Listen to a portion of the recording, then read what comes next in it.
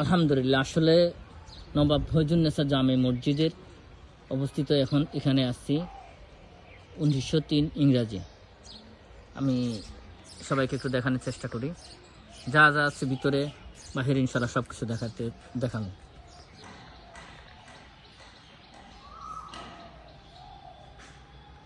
নবাব ফয়জুন্নেসা মসজিদের সিনারিও সেই ভালো করছে, আলহামদুলিল্লাহ অনেক সুন্দর লাগতেছে। হ্যাঁ, নবাব ফয়জুন্নেসা জামে মসজিদ, যারা ঘুরার জন্য দেখার জন্য আসবেন চলে আসতে পারেন। মাশাআল্লাহ মাশাআল্লাহ, অসাধারণ। আসলে ঘুরলে সব কিছুই ভালো লাগবে। একটা আছে বট গাছ, বিশাল বড় বট গাছ। হ্যাঁ, টু তো সবসময় সারা রাত দিন ডাকাডাকি করে টু পাখি। হ্যাঁ,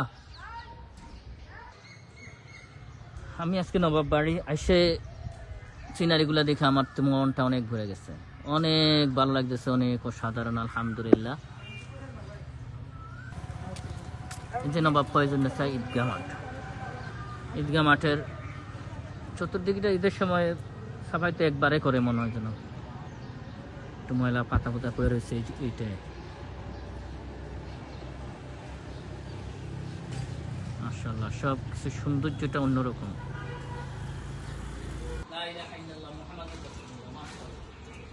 অসাধারণ ভাবে সাজায় রাখছে, যেটুকু আসলাম ঘুরলাম, অনেক মজা লাগবে। আর সামনে আসো, দেখা যায় কিনা ক্লিয়ার। আর সামনে আসো, সমস্যা নাই। ভাই কেমন লাগতেছে ভাই? আলহামদুলিল্লাহ, অসাধারণ জায়গাগুলো ঘুরলাম, অনেক ভালো লাগলো। জি ভাই, আমি তো আপনাকে বললাম যে আমাদের লাকসাম থানায় ফয়জুন্নেসা কলেজের সাথে নবাব বাড়ি ঈদগাহ। হ্যাঁ, নবাব ফয়জুন্নেসা জমিদার বাড়ি। জি, জমিদার বাড়ি আসি না, ওইদিকে দেখাও একটু সিনারিগুলো, মসজিদের সিনারিটা দেখাও। দেখতেছেন? জি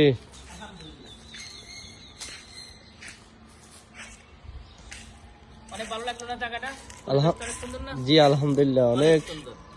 যারা আসতে চান নবাব বাড়িতে চলে আসবেন দেখার জন্য।